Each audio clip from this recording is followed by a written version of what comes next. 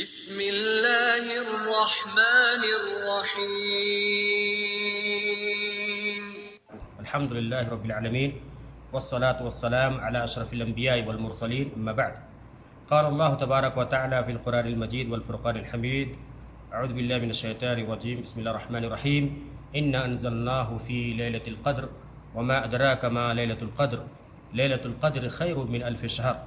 معزز سامعین کرام، اللہ رب العالمین کا فضل، کرم اور احسان ہے کہ اللہ رب العالمین نے ہمیں ہر سالوں کی طرح یہ سال، یہ مقدس ماہ بھی، یہ رحمتوں اور برکتوں کا ماہ بھی ہمیں عطا فرمایا ہے، اور ہم سب لیلۃ القدر میں قدم رکھ رہے ہیں۔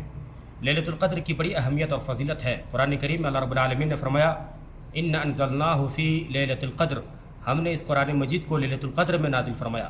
پھر آگے اللہ نے فرمایا وما ادراک ما لیلۃ القدر، اور تجھے کیا معلوم کہ یہ لیلۃ القدر کیا ہے؟ لیلۃ القدر خیر من الف شہر، لیلۃ القدر 1000 مہینوں سے بہتر ہے۔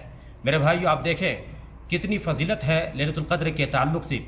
لیلۃ القدر 1000 مہینوں سے بہتر ہے، اور 1000 ماہ تقریباً 83 سال 4 ماہ ہوتا ہے، جبکہ آج ہماری عمر 50 60 70 سالہ 80 90 سالہ میں آدمی اس دنیا سے چلا جاتا ہے۔ یہ اللہ رب العالمین کی طرف سے مومنوں کے لیے ایک بہت بڑا تحفہ ہے کہ انسان لیلۃ القدر میں جاگ کر کے 5 راتوں میں جاگ کر کے اللہ رب العالمین کو راضی کر کے اور اللہ رب العالمین کی رضا حاصل کر کے لیلۃ القدر کو اگر پا لیتا ہے تو 83 سال 4 ماہ کے برابر وہ ثواب پاتا ہے۔ اسی طرح سے متفق علیہ روایت ہے، نبی کریم صلی اللہ علیہ وسلم نے ارشاد فرمایا من قام لیلۃ القدر ایمانا واحتسابا غفر له ما تقدم من ذنبه، جو شخص ایمان اور احتساب یعنی ثواب کی امید رکھتے ہوئے لیلۃ القدر میں قیام کرتا ہے تو غفر له ما تقدم من ذنبه، تو اس کے پچھلے تمام گناہ بخش دیے جاتے ہیں، جو کہ چھوٹے گناہ ہوتے ہیں، صغیرہ گناہ۔ میرے بھائیو، یہ اللہ رب العالمین کی طرف سے مومنوں کے لیے ایک تحفہ ہے، لہذا ہمیں چاہیے کہ ہم اس مبارک راتوں میں جاگ کر کے اللہ رب العالمین کی خوب عبادت کریں۔ اور لیلۃ القدر 5 راتیں ہیں، اور ان 5 راتوں میں جاگ کر کے کوئی ایک خاص رات نہیں، جیسا کہ ہمارے ہاں بہت سارے لوگ سمجھتے ہیں کہ صرف 27 کو جاگیں یا 25 کو جاگیں۔ نہیں میرے بھائیو، 5 راتوں میں جا کر کے عبادت کرنی ہے۔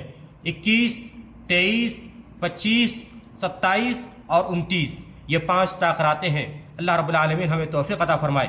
اسی طرح سے میرے بھائیو، احادیث میں آتا ہے نبی کائنات جناب محمد رسول اللہ صلی اللہ علیہ وسلم جب آخری عشرے میں قدم رکھتے تو خود بھی جاگتے تھے اور اپنے گھر والوں کو بھی جگاتے تھے، کمر کس لیتے تھے، یعنی بالکل تیار ہو جاتے تھے آخری عشرے میں اللہ رب العالمین کی عبادت کے لیے، اور خود بھی جاگا کرتے تھے اور اپنے گھر والوں کو بھی جگایا کرتے تھے۔